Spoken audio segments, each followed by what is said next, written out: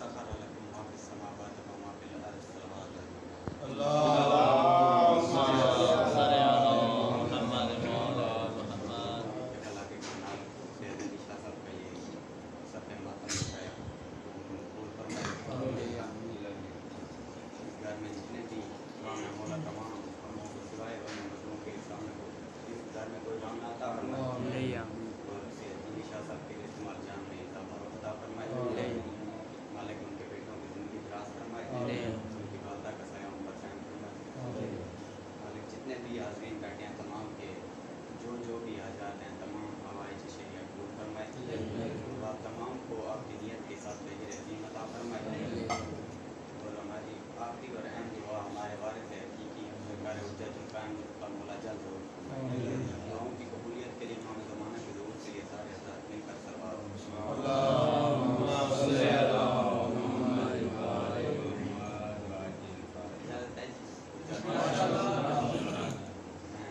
ज़्यादा मैंने वो नहीं पढ़ना बल्कि मैं फ़ज़ाइल के पढ़ूँगा। फ़ज़ाइल पढ़ने के लिए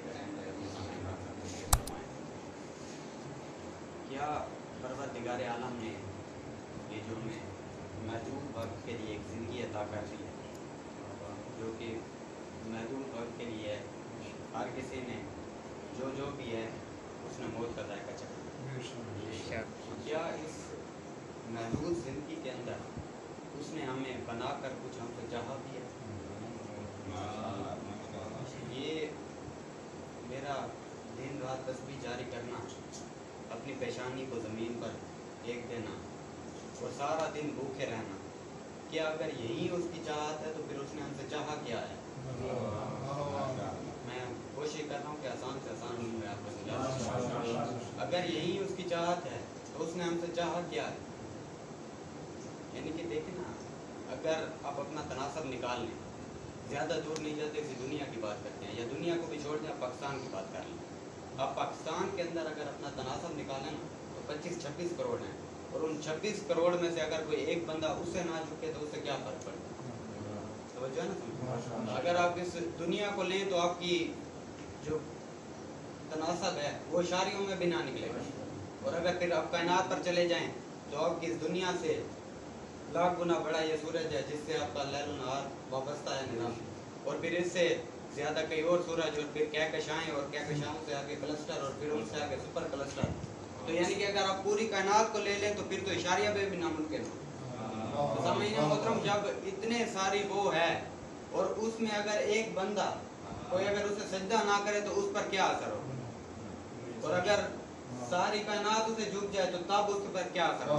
तो है ना, समझिए आपका पाकिस्तान मुल्क है ना, यहाँ पे अगर 25 करोड़ अवाम में से कोई एक बंदा सदर ममलिकत को सलाम ना करे तो क्या वो सदर हट जाएगा? वो तो हमारे वोटों से बना हुआ है, परवरदिगार आलम को तो हमने बनाया भी नहीं है, वो किसी अशूरा से मत नहीं है। अगर कोई सदर को सलाम करे या ना करे उसे कोई फर्क नहीं पड़ने वाला, वो तो परवरदिगार आलम है, तमाम चीज़ों का खालिक व मालिक है वो, तो उसे क्या फ़र्क पड़ने वाला है? तो सामीन मोहतरम, अगर कोई मैं ये जो बातें कर रहा हूँ कि भाई उसे ये चीज़ों की ज़रूरत नहीं है, तो मेरे सामने कोई बंदा अगर आयत पढ़ दे कि वमा खलक़तुल जिन्ना वल इंसा इल्ला लियअबुदून, कि मैंने जिन्नों और इंसानों को खालिक ही नहीं किया मगर इबादत के लिए, तो ये दो बातें आपस में मुतज़ाद हो जाएंगी, तज़ाद हो जाएगा। यानी कि मैं कह रहा हूँ कि उनको इस चीज़ की ज़रूरत नहीं है और कुरान में अल्लाह कह रहा है कि मैंने इंसानों और जिन्नों को खालिक इसलिए किया कि मैं उनसे इबादत करा सकूँ। तो सामीन मोहतरम, जब हम देखें कि ये जो आयत है ये आयत मकसूद नहीं है, बल्कि ये आयत एक रास्ता तो हो सकती है, ये एक शरह तो हो सकती है, लेकिन इसके पीछे कोई पस मंज़र ज़रूर है। क्योंकि अगर ये क़याम व रकू व सजूद इबादत है तो फिर अल्लाह कुरान में कभी ना कहता फ़वाइलुल लिल मुसल्लीन, कि हलाकत है चंद नमाजियों के लिए। तो जो है ना, समझना होता। और अगर इसी को मान लिया जाए ना कि इबादतों में सबसे बड़ी इबादत है नमाज, ऐसे ही है ना, हदीस है इसके बारे में कि अगर नमाज कबूल हो गई तो सारी चीज़ें कबूल, अगर नमाज रद्द हो गई तो सारी चीज़ें रद्द।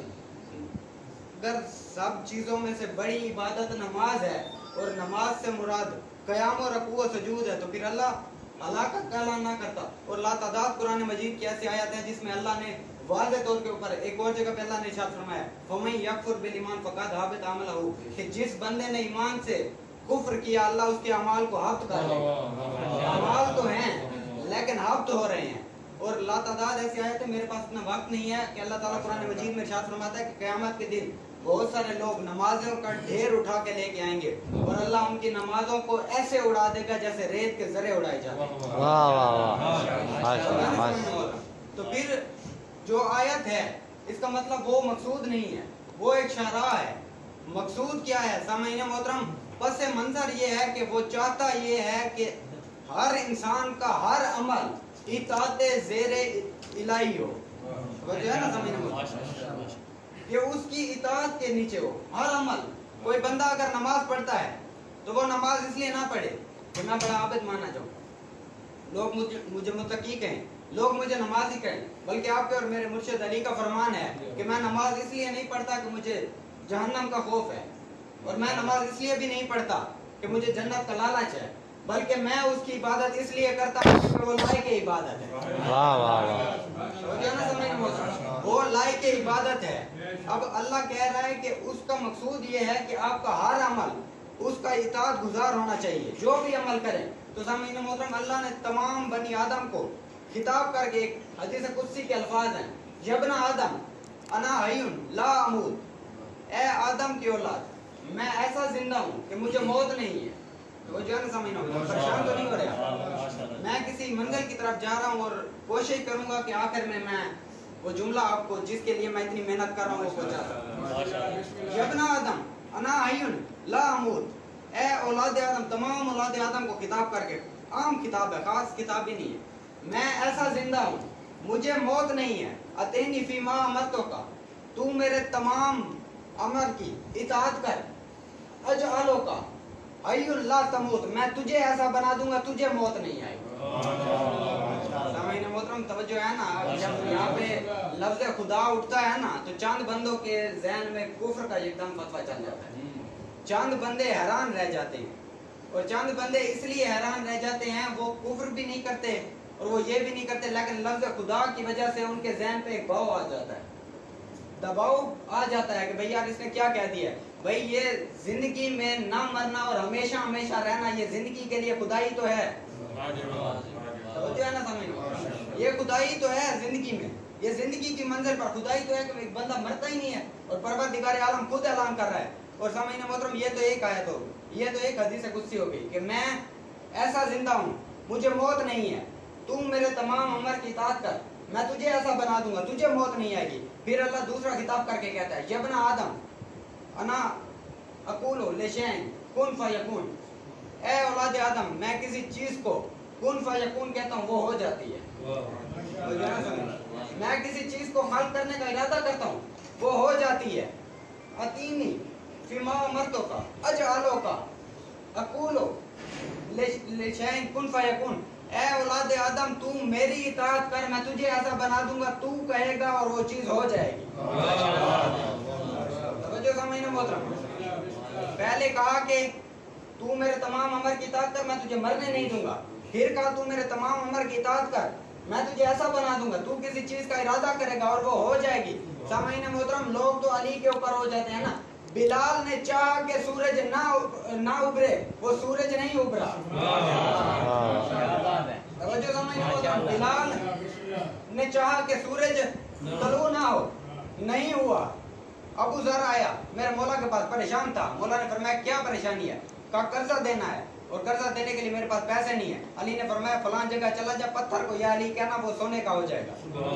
दिल में शक नहीं था, फौरन पत्थर के पास गया, खुद अली नहीं आए, अबू ज़र ने पत्थर को अली का सलाम किया, फौरन सोने का हो गया। अल्लाह कह रहा है तू मेरी इताअत ऐसे कर के तेरे दिल में शक पैदा ना हो। अब तक जितना भी किताब था वो तमाम औलाद आदम से था कि जितने भी औलाद आदम है उनको अल्लाह ने कहा कि मैं तुझे ऐसा बना दूंगा, तू मरेगा नहीं, तू किसी चीज का इरादा करेगा वो हो जाएगी। अब जब ये सारी चीजें हो जाती हैं सामईन मोहतरम, जब इताअत हो जाती है, इताअत के बाद एक ओहदा मिलता है जिसे अब्दियत कहते हैं। जब इताअत आप कर लेंगे फिर आपको एक ओहदा मिल जाता है अब्दियत का। सामईन मोहतरम अगला किताब जो है वो आम नहीं है, वो खास है। अल्लाह इरशाद फरमाता है اب جتنا یعنی کہ جو متی ہو جائے گا. اب میرا جملہ ایک آگے اگر آپ سن لیں, اللہ نے کیا کہا ہے کہ اگر تو میرا متی ہو جا, امر کا امر امام یعنی کہ ایسا سمجھ لیں کہ امر مالک ہے اور متی اس کا غلام ہوتا ہے. اللہ کہہ رہا ہے تو میرے امر کی اطاعت کر, میں تجھے نہیں مرنے دوں گا. یعنی کہ غلام کو اللہ کہہ رہا ہے تو امر کی اطاعت کر, تجھے کبھی موت نہیں آئے گی. تو جو امر خود اولی الامر کا اطاعت گزار ہوگا اسے کیسے موت آئے گی؟ کیا نہ سمجھ, جو امر خود اولی الامر کا اطاعت ہو. اللہ کرو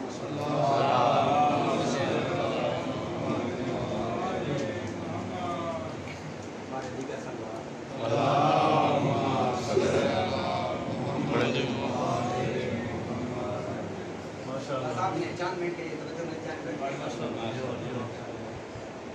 چیزیں کلیئر ہو گئی.